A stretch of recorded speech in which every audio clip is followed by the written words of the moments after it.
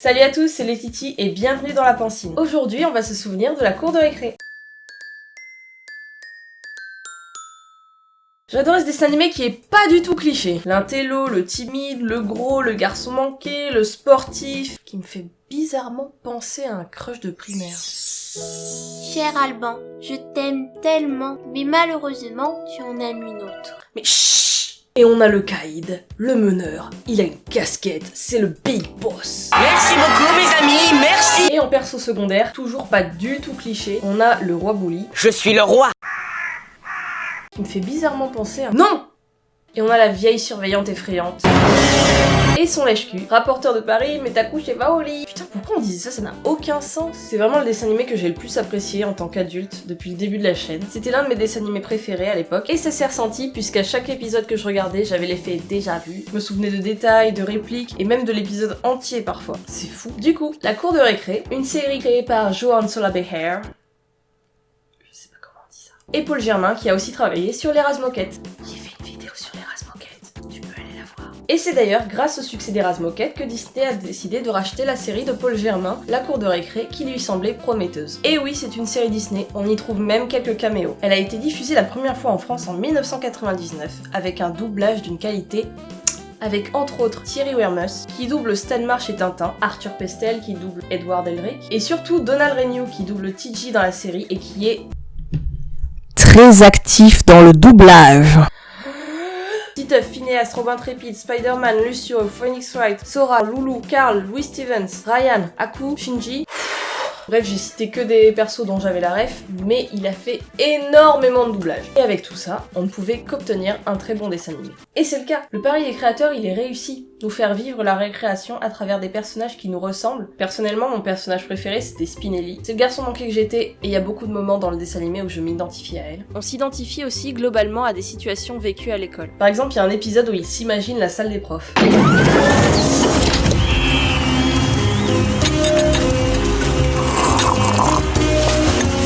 Merci James. Et c'est tellement ça, je sais pas vous, mais les moments plats dans la cour de récré où tu te poses ce genre de questions. Alors là, je dis au grand directeur, ça n'est pas une élève de maternelle, c'est ma femme. C'est ma femme.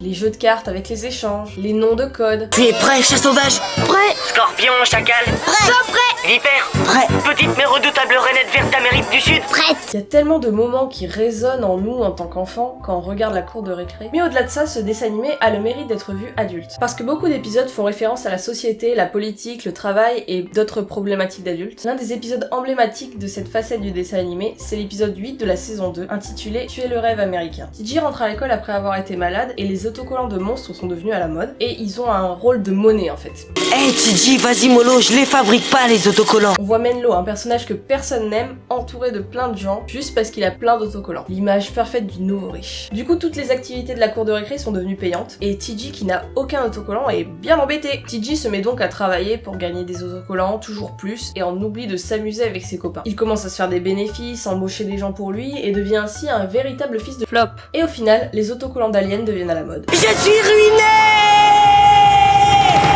Ils ont bien deviné le futur des gens comme moi qui regardent trop de dessins animés. J'étais occupé. Tu te rappelles en juin? C'était le bon vieux temps là, hein? Mais un peu moins le futur global. Je représenterai la planète Terre au jeu intergalactique de l'an 2010. Non. D'ailleurs, dans cet épisode, on demande aux enfants ce qu'ils veulent faire plus tard. La plupart ont des réponses d'enfants pleines de rêves, c'est trop mignon, genre TJ veut devenir président, et Spinelli est la seule qui est perdue. En vérité, je n'arrive pas à me projeter au-delà du déjeuner. Dire maintenant ce que je voudrais faire dans 15 ans, mais comment je peux le savoir? Je connais même pas tous les métiers. Beaucoup de vidéastes américains qui ont fait des vidéos sur la cour de récré font une approche politico-économique. In Season 2, Episode 23 of the show Disney's Recess, we seem to find an episode that seems dedicated to showing kids how capitalism works. And this, apparently the whole idea was to give kids a general understanding of how capitalism functions in our modern society. Moi, je veux juste parler de dessin animé. Ah! Puis aussi, comme d'habitude, les Américains ils font des vidéos theory. Et si depuis le début, tous les élèves étaient morts? Et si j'ai pu me questionner sur les théories des différents dessins animés dont j'ai déjà parlé sur la Pancine auparavant, là les théories de la cour de récré, elles sont claquées au sol. When he was hit by an ice cream truck and died. She ended up dying in a fight on the playground. Souvenez-vous de vos persos préférés. Spinelli, TJ, ils sont tous décédés. Vince et Mickey, Gus et Gretchen sont tous crevés. Il faut l'accepter. Sans transition, nouveau concept, parce qu'il y a beaucoup trop à dire sur ce dessin animé pour une seule vidéo. Alors voici quelques petits passages sympathiques. C'est parti.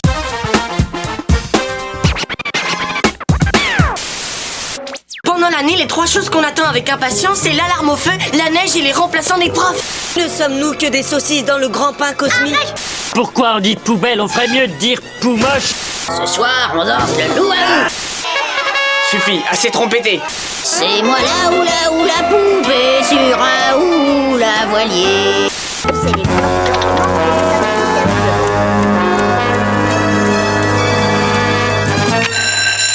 Et n'oubliez pas, si on vous le demande, Monsieur Prickly est un grand principal et sa priorité est ce qu'elle a toujours été, vous les enfants.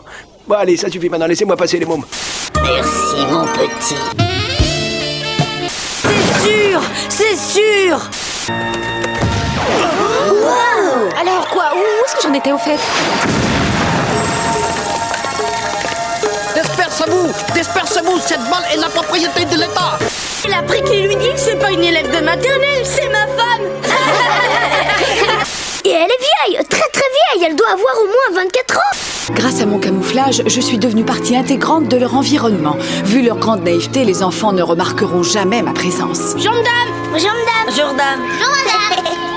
Maman, Fion, que le Père Noël rentre dans quoi du fabricant. Youhou! Rigole bien aujourd'hui, la salle. Waouh, j'ai trop envie de t'embrasser. Ah, cet hamster. El Diablo.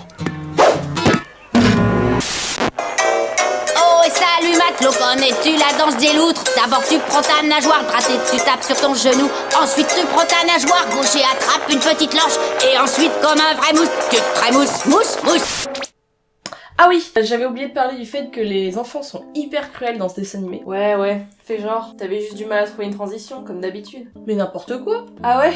Alors pourquoi il y a écrit « Trouver une transition » sur ton script?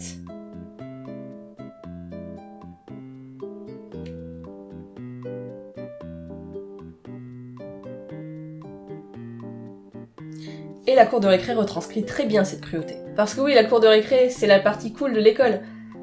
Mais pas pour tout le monde. Le harcèlement scolaire, c'est bien connu, c'est hyper vénère, et le dessin animé ne cache pas cette facette sombre de la cour de récré, même s'il a tendance à le tourner en dérision. Je fais une petite parenthèse pas marrante, mais en vrai, le harcèlement c'est pas marrant. Si jamais vous êtes un étudiant en difficulté, s'il vous plaît, parlez à quelqu'un. Vos parents, vos proches, des professeurs, quelqu'un de confiance. Et quand je dis quelqu'un de confiance, évitez vos potes, parce que même si vous vous entendez bien maintenant, tout peut très vite changer. J'ai d'ailleurs noté de nombreux moments potes pas cool dans la série. Dans l'épisode 14 de la saison 1, ils doivent faire une rédaction sur le thème du meilleur ami. Déjà, pire idée, Miss Grotke, tu veux déclencher une guerre ou quoi? Et tous les gens du groupe des InTG. On sent le groupe vachement uni, et après ils harcèlent tous TG pour être choisis dans sa rédac. Qui est ton meilleur ami dans la classe? Vas-y, n'aie pas peur, dis-leur. Pour être honnête... Ah, une bonne définition de l'enfer. Attends, tu vas pas te laisser influencer par une nana? Nana, qu'est-ce que tu traites de dada? T'as raison, t'as rien d'une fille. Arrête, Spinelli. Toi, Minus, t'as pas sonné. C'est mon meilleur ami que t'appelles Minus, gros lard. Qui c'est ton meilleur ami? Ils veulent juste être vus comme le pote du mec cool, et c'est tout. Il y a énormément d'épisodes composés d'un membre du groupe qui a un problème, et personne ne vient l'aider. Le pire étant Gus qui se fait bully par un gars et qui finit tabassé par terre. Dans mes souvenirs, la cour de récré, ça représentait un groupe de potes unis, mais en fait, ils agissent tous comme des gros fils de flop. Dans l'épisode 2 de la saison 4, par exemple, ils ont un match de foot important, et Vince ne veut pas que Mickey joue avec eux. Écoutez, c'est un événement sportif de la plus haute importance. On ne peut quand même pas prendre le risque de perdre parce qu'il court après les papillons sur le terrain. Mais c'est horrible! Vous n'allez quand même pas m'empêcher de jouer avec vous? Tu es dans notre équipe, Mickey, tu apporteras des boissons aux sportifs, c'est une importante responsabilité. Quoi, mais... Il s'en remettra, il va nous faire un poème et après, hop, ce sera oublié. Et du coup, Mickey a été recruté dans l'équipe adverse. Lui, gardien de but, c'est une blague. Je suis plié de rire, ils nous résisteront pas plus de 15 minutes. Ils ont vraiment aucune face! Ça n'a rien de personnel, mon grand.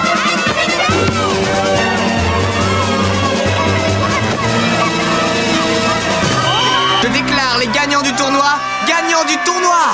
Allez! Et puis on a The Cherry on the Gâteau, la course des maternelles. Alors déjà, il faut savoir que dans le dessin animé, les maternelles, ils sont représentés comme une sorte de tribu chelou. Genre les personnages, ils sont à moitié nus, ils ont de la peinture, ils ont des coupes de cheveux farfelues, enfin... Et chaque année, le roi Bob organise une course de maternelle. Les plus grands, ils doivent choisir un enfant et le faire courir pour eux. En gros, les gamins, c'est des chevaux, quoi. La chance n'a rien à voir dans les résultats. Je viens de mettre au point une formule pour choisir le parfait champion. C'est des chevaux. Je vous en prie, arrêtons de traiter les maternelles comme du bétail. C'est ce qu'on fait tout le temps? Eh bien, nous avons eu tort l'an dernier, l'année précédente, et même celle où nous-mêmes nous étions petits. Nous devons cesser cette mascarade inhumaine et sauvage. Ah mais j'ai rien à dire là, je stan. Mickey accepte finalement d'entraîner Dobby, qui est adorable. Et vous vous en doutez, au final, c'est Toby qui gagne la course. Son souhait au roi est d'annuler la course des maternelles. Quand j'étais en maternelle, j'y ai eu droit aussi. Ah, c'est pas une raison parce que t'es grand aujourd'hui d'embêter les petits avec ça comme on t'a embêté en maternelle. C'est vrai. Mais oui! Voilà, du coup, tous les parents qui sont professés, écoutez Toby. En conclusion, je vous conseillerais fortement d'aller voir ou revoir quelques épisodes. C'est un dessin animé qui est ultra riche, et ma vidéo ne fait qu'en présenter l'iceberg en fait. Même adulte, on passe un très bon moment, donc surtout n'hésitez pas. Il y a pas mal d'épisodes qui sont disponibles sur YouTube, et puis prochainement, on aura toute la série sur Disney+. Fin septembre, j'ai été invitée à la remise des prix des Pouces d'Or, le concours organisé par les internets pour soutenir les femmes vidéastes. Et il se trouve que j'ai gagné un prix. Il est là. Il est juste là. Il est trop beau. En tout cas, c'était vraiment cool de rencontrer toutes ces personnes inspirantes. Merci beaucoup au jury des internets pour cette opportunité de ouf. J'étais pas du tout à l'aise. Mais au final, ça valait le coup de sortir de ma zone de confort. Voilà, c'est tout pour cette parenthèse et pour cet épisode. J'espère qu'il vous aura plu. N'hésitez pas à me donner en commentaire votre avis et puis d'autres idées de dessins animés pour le prochain épisode. On est maintenant plus de 500 sur cette chaîne, alors merci beaucoup pour votre soutien. A très vite pour une nouvelle dose de nostalgie. Ciao, bye!